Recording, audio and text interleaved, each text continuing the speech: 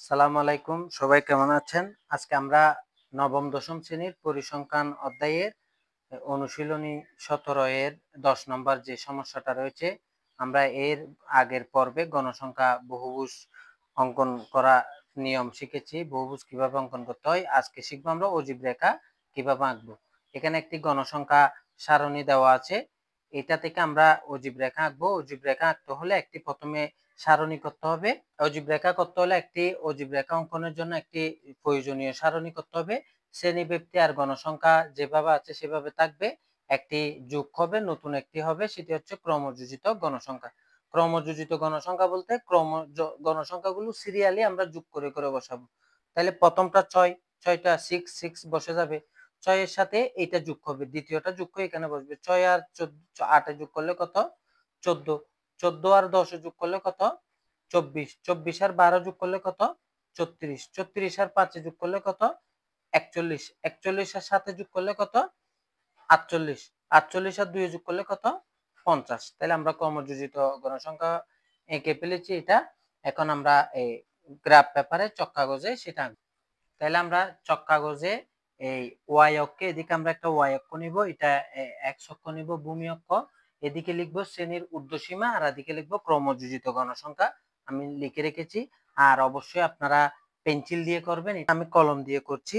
কারণ হচ্ছে এটা চকটা যাতে ভালোভাবে ভিডিওতে ভালোভাবে বোঝা যায় সেজন্য।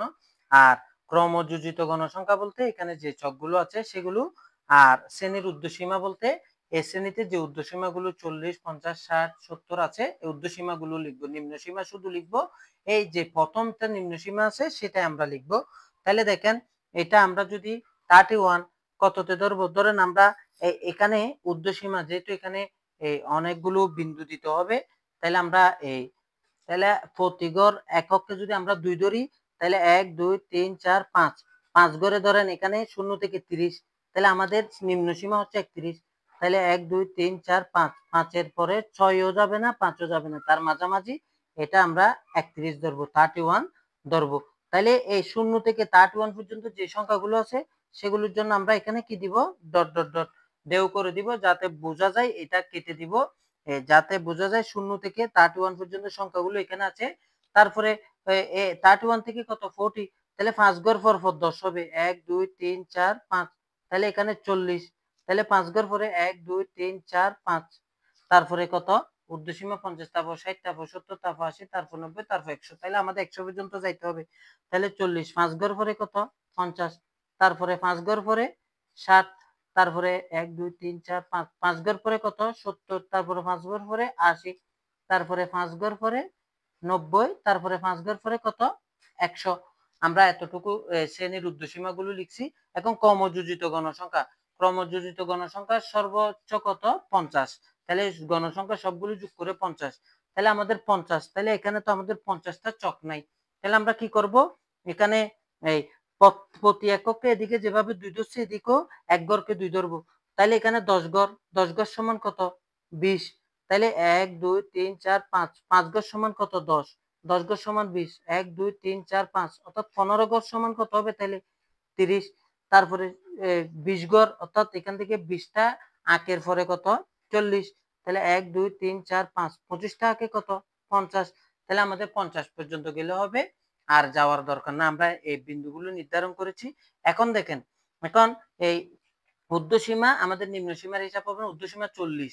40-এর ক্রমযোজিত গণসংখ্যা কত? 6। তাহলে 40-এরটা হচ্ছে কোথায়? এই লাল আঁক যেটা আছে, লাল রেখাটা, এখান থেকে 6 যাবে। 6 মানে 3 ঘর, 1 2 3, 3 ঘর মানে 1 ঘর সমান 2, 3 ঘর এখানে বিন্দু দিলাম। 50, 50 শ্রেণীর কত? 14। ক্রমযোজিত কত? 14। 14 মানে এই 7 ঘর, 1 2 3 4 5 6 7, অর্থাৎ 7 দুগুণে 14। সাইডে হচ্ছে 24। 24 মানে এখানে 20, অর্থাৎ 12টা ঘর। এখানে 20 এর পরের ঘরে 22, তারপরে 24। তারপরেরটা কত? 36। তারপরটা কত? 34। তাহলে 34টা 70-এরটা 34 হলে কত? কোথায় হবে? এখানে যদি হয় 24, এখানে 30, 15টা 30, 32 33 34 35 36, 18টা করে 34 হবে। তারপরে কত?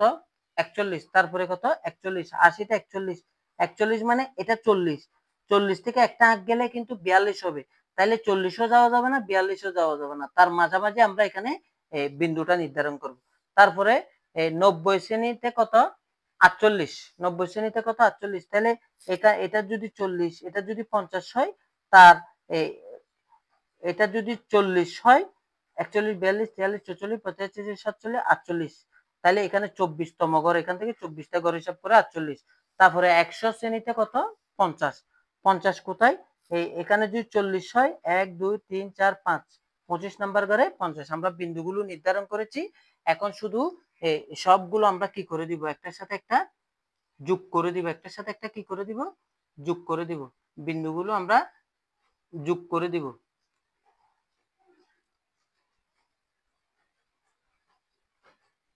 এখন যোগ করে যে এটা যোগ করছি তার সাথে নিম্ন সীমা যেটা আমরা প্রথমে লিখব তার সাথে এখানে আমরা যোগ করে দিব।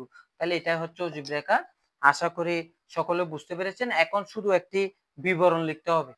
তাহলে আমরা একটি বিবরণ লিখেছি। এখানে আমরা যেহেতু প্রতিঘরকে 2 ধরছি, শ্রেণী উর্ধ্বমান চক কাগজে x অক্ষে শ্রেণীর ঊর্ধ্বসীমা প্রতিঘরকে 2 ধরে এবং y অক্ষে ক্রমযুক্ত গণসংখ্যা ধরছি, তাও প্রতিঘরকে 2, সেজন্য লিখছি y অক্ষে ক্রমযুক্ত গণসংখ্যা প্রতিঘরকে 2 ধরে অজীব রেখা অঙ্কন করা হলো। আশা করি বুঝতে পেরেছেন। যদি ভিডিওটি ভালো লাগে অবশ্যই লাইক এবং কমেন্ট করবেন এবং সাবস্ক্রাইব করে দিবেন। আসসালামু আলাইকুম।